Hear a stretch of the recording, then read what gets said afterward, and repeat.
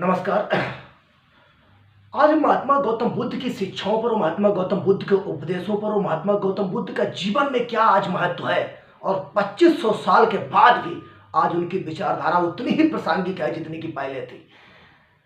महात्मा गौतम बुद्ध की विचारधारा क्यों आज आवश्यक है? आप सबको पता है कि महात्मा गौतम बुद्ध का जन्म 563 ईसा पूर्व में लुम्बिनी में हुआ था। हालांकि लुम्बिनी में नहीं, लुम्बिनी के पास एक लुम्बिनी में हुआ था।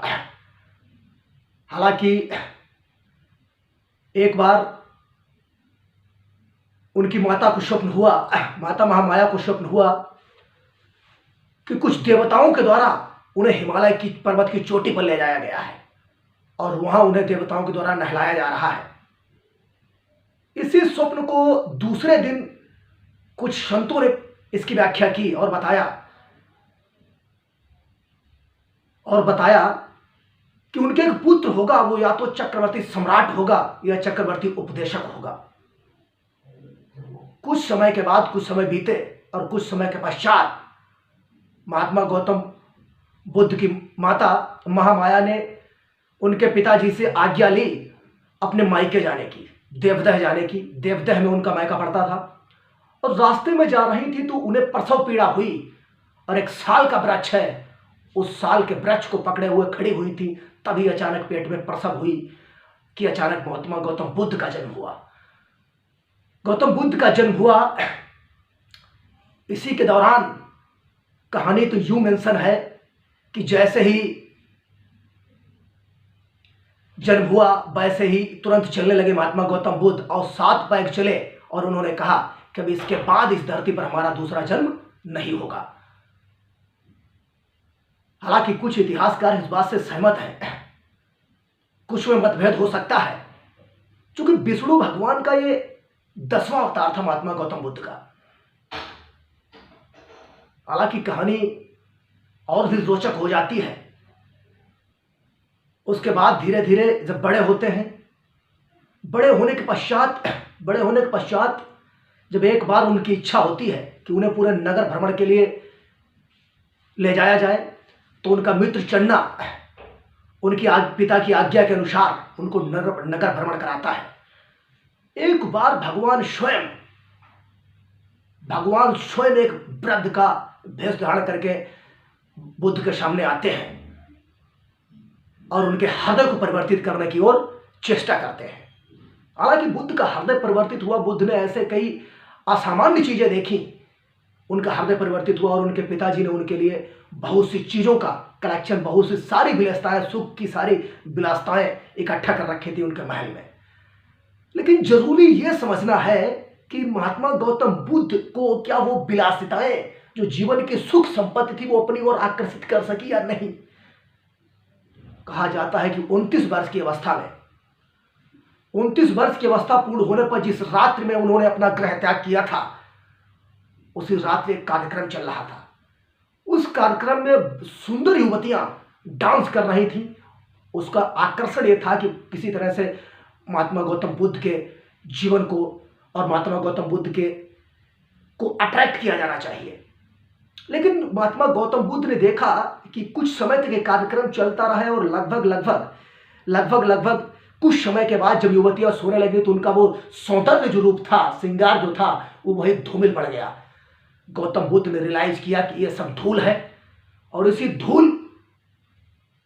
धूल को परिमित करने के लिए और सत्य की खोज करने के लिए उन्होंने उसी दिन रात में अपना गृह त्याग किया। 29 वर्ष की अवस्था में ज्ञान की और सत्य की खोज में निकल गए।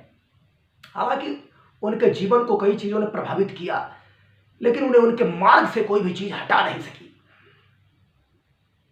और उन्होंने सच्चाई और ज्ञान प्राप्त करने की ठानी और किसी की नहीं सुनी। और अचानक बिहार के गया में बट वृक्ष के नीचे उनको ज्ञान की प्राप्ति हुई।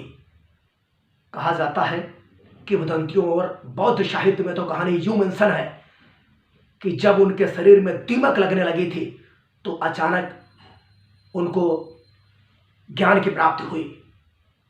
हालांकि महात्मा गौतम बुद्ध जहां रहते थे वहां शाक्यों के बीच, चूंकि शाक्य कुल से उनका संबंध था और कोली एक वंश था, कोली के बीच में लड़ाइयां हुआ करती थी और अचानक खून खराबा हुआ करता था। इस भावना से वो बहुत व्यथित होते थे और कहते थे कि जिस तरह से मछली सूखे में तड़पती है, उसी तरह से मैं जब मानव जाति को लड़ता देखता हूं तो मुझे तड़पन महसूस होती है। महात्मा गौतम बुद्ध ने एक अलग धर्म की स्थापना की, बौद्ध धर्म, और उसने दुनिया को संदेश देने का वचन दिया। हालांकि इससे आने वाले बहुत से संतों ने, आने वाले बहुत से शासकों ने बौद्ध धर्म को अपनाया, जिनमें अशोक भी शामिल थे, कनिष्क भी शामिल थे, और आधुनिक इंटेलेक्चुअल महात्मा गौतम बुद्ध ने, आधुनिक इंटेलेक्चुअल बाबा साहब भीमराव अंबेडकर ने भी बौद्ध धर्म को अपना ही धर्म स्वीकार कर लिया। हालांकि बौद्ध धर्म की जन्मस्थली तो भारत ही रही, लेकिन ये चाइना गया और चाइना की मुख्य भूमि से होते हुए जापान गया और साउथ ईस्ट एशिया जैसे देशों में आज भी फल फूल रहा है। भारत में 2% बुद्धिस्ट केवल रहते हैं मात्र, लेकिन आज चाइना, जापान और सिंगापुर, साउथ ईस्ट एशिया जैसे लाओस, वियतनाम, कंबोडिया जैसे देशों में बहुत समृद्धि मिली और वहाँ के राजा महाराजाओं ने इसको संरक्षण प्रदान किया। और इवन जिन राजाओं ने और जिन महाराजाओं ने इसको संरक्षण प्रदान किया, उसके साथ साथ शांति का भी संदेश अपने पड़ोसी राज्यों के साथ भेजा। तो कुल मिलाकर आपको महात्मा गौतम बुद्ध की शिक्षाओं से यह सीख लेना है कि आज भी आपको भाईचारा और शांति की भावना को अपने बीच बनाए रखना है। आज भी कुछ भी हो, अगर आप बाबा साहब भीमराव अंबेडकर को पढ़ोगे तो उन्होंने देखोगे टोटली फिलॉसफी डिपेंड है महात्मा गौतम बुद्ध के ऊपर। महात्मा गौतम बुद्ध को पढ़ने के पश्चात आपको शांति की भावना और भाईचारे की भावना प्रेरित करने की ओर अग्रसर होना पड़ेगा। आप थोड़ा थोड़ा अगर इनको पढ़ोगे तो आपकी एक वैचारिक विचारधारा बनेगी, आइडियोलॉजिकल विचारधारा बनेगी, जो कि आपके अंदर काफी सुधार कर सकती है।